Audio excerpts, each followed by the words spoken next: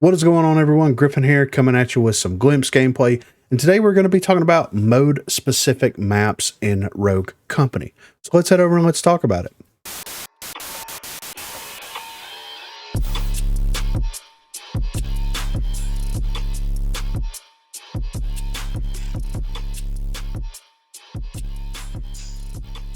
So I don't know really how relevant this is any longer to like Rogue Company as a whole or whatever, but they did the dev talk, and I was actually going to do a video on dev talk specifically for like the things that they were trying to accomplish. And then whenever all this high-res shakeup news happened, it kind of like deterred me from realistically talking about the whole dev talk thing, and more so kind of like put me in a position to where it's like, does any of that stuff even matter? Like, we got the update, they talked about that. We also got kind of a little bit of a tease of the future. We also got like a shout out to Gecko, which was great. And then we got a couple of other little things like tournaments, things like that.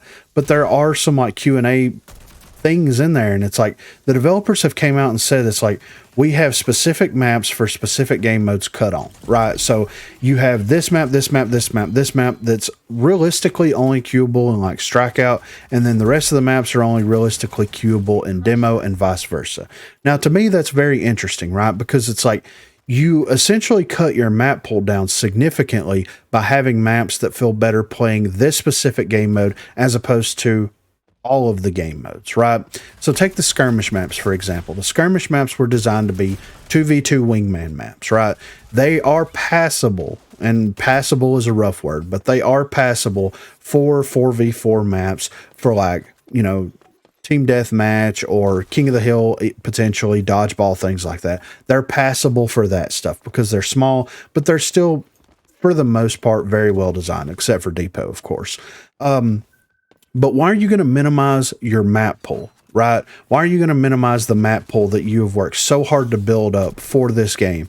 And you're not going to have all of the maps accessible in this specific queue, in this specific game mode, or in this other game mode. And here's my idea. And I know I've talked about this in the past. It's like, why don't we have day and night variations of the maps? Why don't we have, you know, Strikeout and Demolition variations of the maps?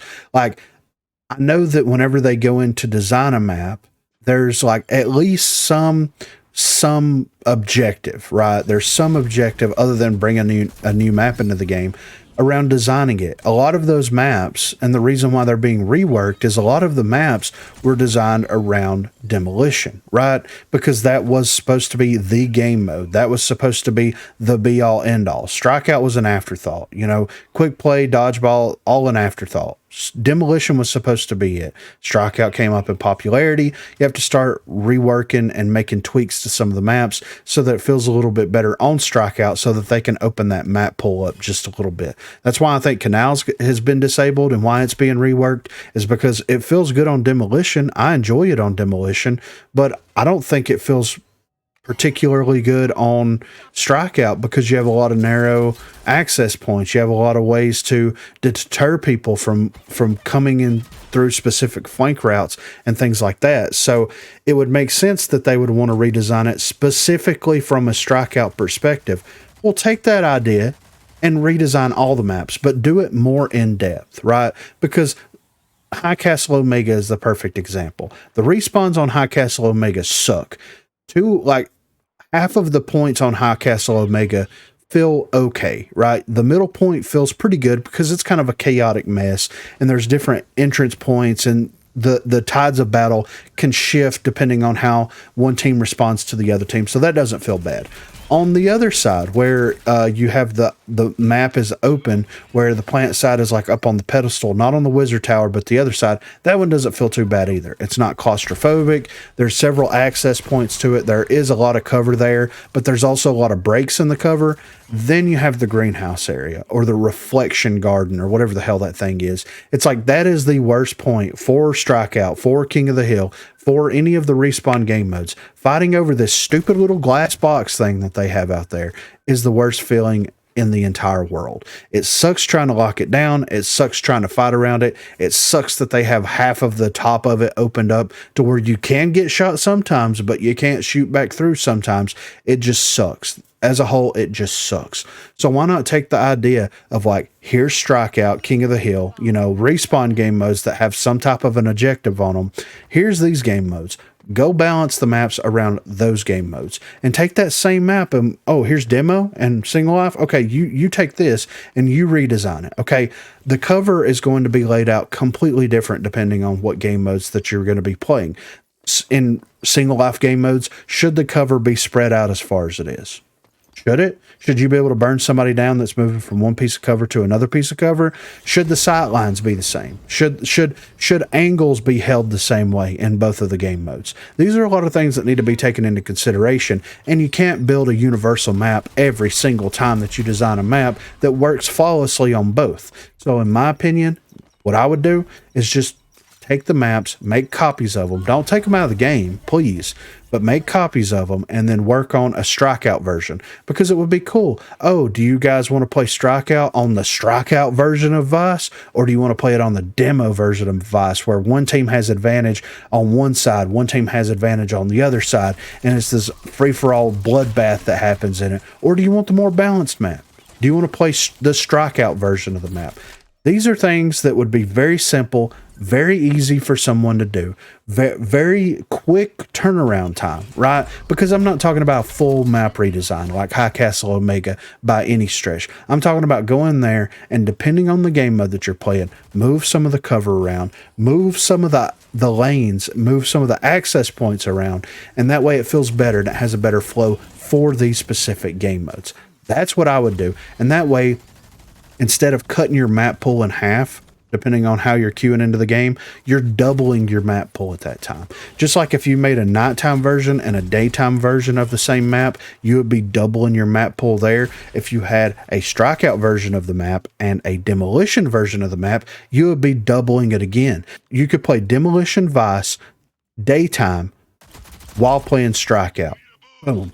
More, you know what I'm saying? Like, that's like 3 different things there. You could be playing the High Castle Omega Demolition rule map layout in Strikeout in the morning. Bam. Like, it should be that simple. Like I said, I don't know if that's going to go anywhere.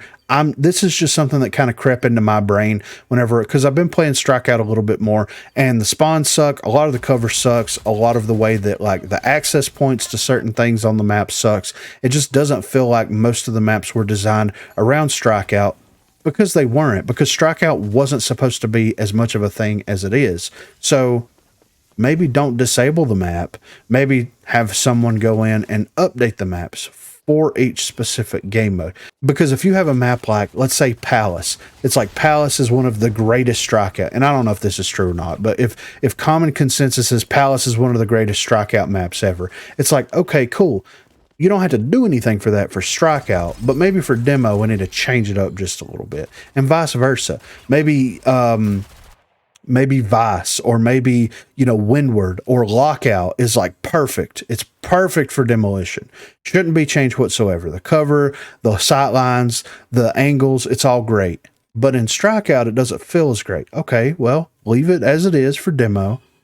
Take it over in Strikeout world and see what makes sense, and change it up and make it different. Like, you know, and it would be interesting if the maps were dynamic in some way. I think that they could either go one route where they have, you know, 5 different versions of one map, depending on game mode, time of day, things like that, or they could just have dynamic maps where, like, whenever you start a match, it starts at like noon, and depending on how long you play that match out, it gets increasingly darker or darker or darker, or vice versa. You start out in the dark and it gets increasingly more and more bright, and have these dynamic things on the map that you can interact with as a player to change the way the map's laid out, to change the way the cover's laid out, to change the way sightlines work and angles work.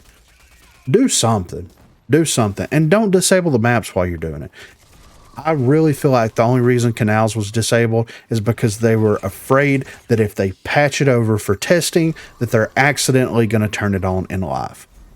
I mean, maybe just turn it on and get players' feedback now. But anyway, be sure to let me know what you think in the comments down below. Also, be sure to check that description for links to Facebook, Discord, and Twitter. Those are the places to contact me. If you haven't already, please be sure to like and subscribe to the channel. If you've already subscribed to the channel, then consider hitting that join button to become one of the 256 crew members.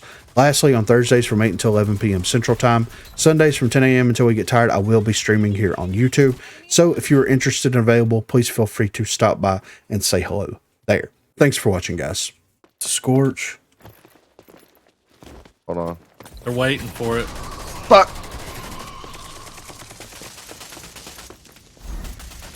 No, I was out of the fire. Behind y'all. I didn't move and I wasn't getting burnt for a minute and I was getting burnt like it spread again. I got a healer now. Scorch is still here. How are doing more than mine? Because she has perfect shots. See? Yeah, she really does. Behind me! Oh! She has perfect shots. And teabagging. Just icing on the cake. This is not good. God damn, dude, I can't get her, I'm man. sorry. I was trying to flank. They're pushing me hard. Friendlies eliminated. I'm gonna flat or throw the smoke right Are you here. gonna push up or wait? I'm gonna push Not up there, a little there's bit. no, she's there. I got rid of that. There's a fucking, there's that. I'm flashed probably, yeah. I'm gonna die. I'm stuck. I don't even know where I'm at. Okay. Because I was in it. Right here. We're both in the house.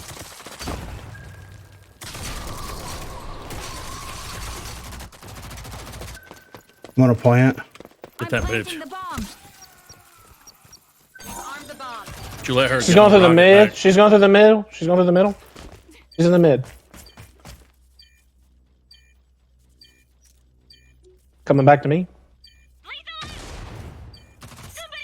Hit me. That's so Melee, watch out for melee. bullshit, dude. Just hold it. But she's in the house. Cheeky little Yep. bitch. You all made Good shit, Corey. easy.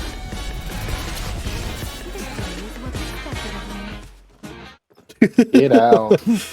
I did. The boys are back in town solo.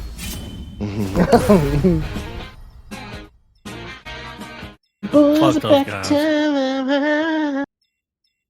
You got whomped. It was at this moment he knew. It was at this moment that Hey, fucked up. he fucked up. I fucked Just play up. that clip. Over and over.